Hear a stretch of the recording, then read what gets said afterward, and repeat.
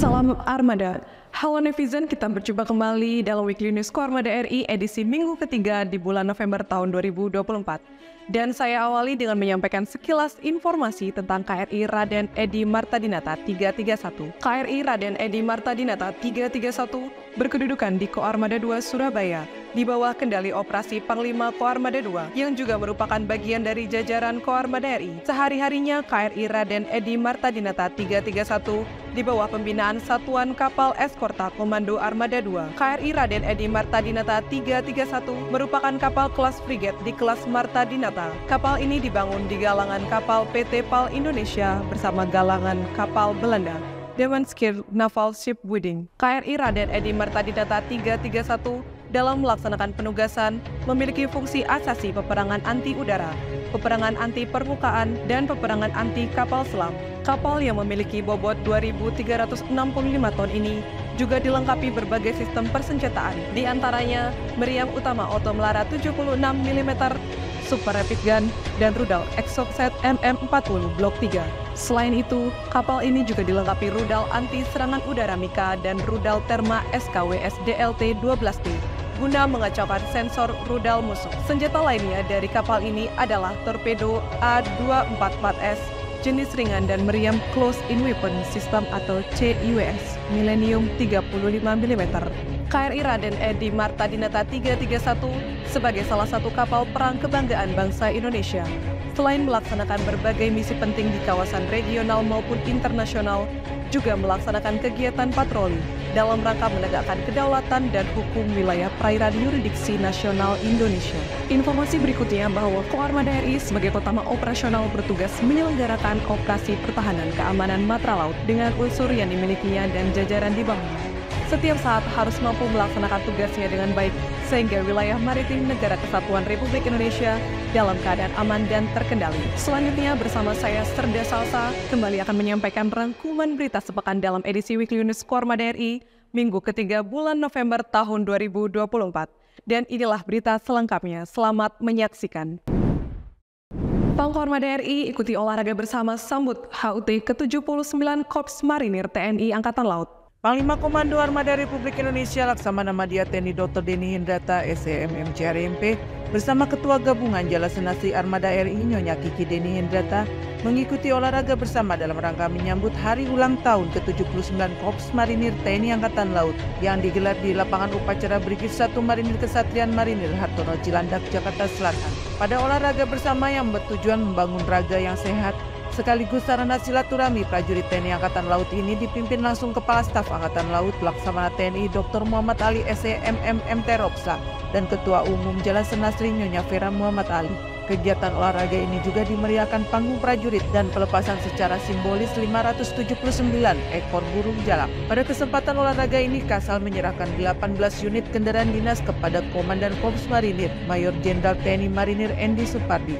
Kendaraan tersebut akan difungsikan untuk prajurit Marinir TNI Angkatan Laut yang sedang bertugas.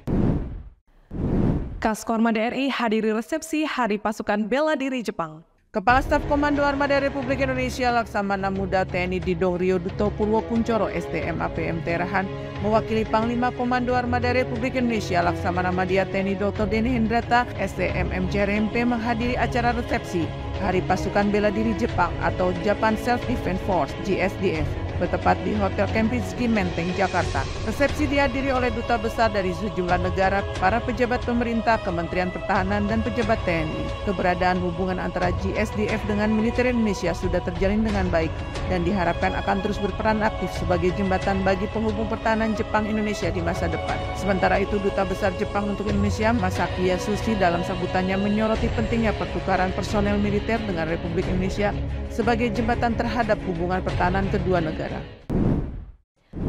Koarmada RI hadiri pelepasan tugas Wakapolri. Panglima Komando Armada Republik Indonesia Laksamana Madya TNI Dr. Denny Hendrata SEMM CRMP menghadiri acara pelepasan tugas Wakapolri Jenderal Polisi Dr. Andes Agus Andrianto SH bertempat di Auditorium Sekolah Tinggi Ilmu Kepolisian kawasan Kebayoran Baru, Jakarta Selatan.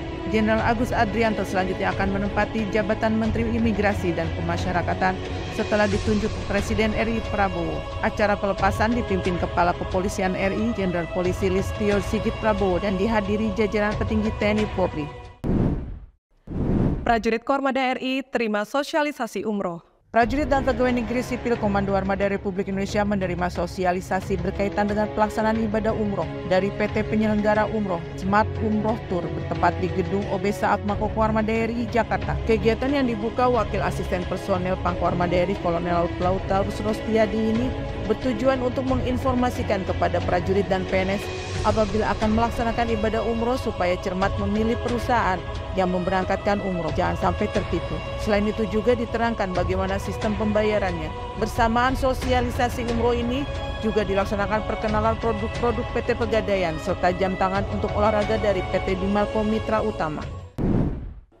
Peringatan Hari Armada, jajaran Kormada RI gelar triathlon, grass track, dan karateka Piala Pangko Armada RI. Dalam rangka memperingati Hari Armada tahun 2024, jajaran Komando Armada Republik Indonesia menggelar kegiatan olahraga yang melibatkan masyarakat umum, yakni Armada Triathlon, Grass Track, dan Karate Piala Pangko Armada RI. Hal ini terungkap dalam paparan kesiapan Koarmada 1, Koarmada 2, dan Koarmada 3 kepada Pangko Armada RI Laksamana Madya TNI Dr. Denny Hendrata, SEMMC RMP, secara langsung dan video conference di Lounge Macan Kumbang Bako Koarmada RI Jakarta. Kegiatan tatap muka dihadiri oleh Pangko Armada 1 Laksamana Muda TNI Dr. Yos Suryono Hadi MTR Han, MT Robsla CRMP, Kasko Armada RI Laksamana Muda TNI Didong Rio Duto Purwo Kuncoro STM APM Terhan dan para pejabat utama Kasat Armada RI, sedangkan yang mengikuti secara vikon Pangko Armada 2 Laksamana Muda TNI Arianto Condro Wibowo MT Robsla dan Pangko Armada 3 Laksamana Muda TNI Hersan SH MSI.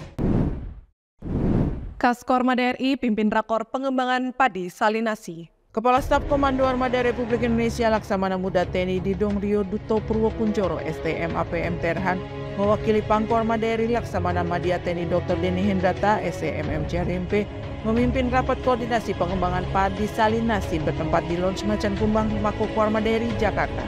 Hadir pada acara tersebut aspek Pangko Armada RI Laksamana Pertama TNI Agus Praptopo Budi SSTM LC RMP, Aspotmar Pangko Armada RI Laksamana Pertama TNI Albertus Agung Priyo S, Kadis Potmar Armada RI Kolonel Laut Joko Priyatin, dan para pejabat Potmar Armada RI, Potmar Lantamal 3, dan pejabat Potmar Lanal Cirebon, beserta segenap personel staf Himpunan Nelayan Seluruh Indonesia atau HNSI. Pada pelaksanaannya juga dilaksanakan penyampaian paparan oleh Laksamana Pertama TNI Purnawirawan Faisal Manaf yang merupakan perwakilan dari HNSI dengan materi tentang solusi pertanian masa depan, pertanian global menuju Indonesia Emas 2025, dan pengembangan teknologi inovasi penanaman padi salinasi.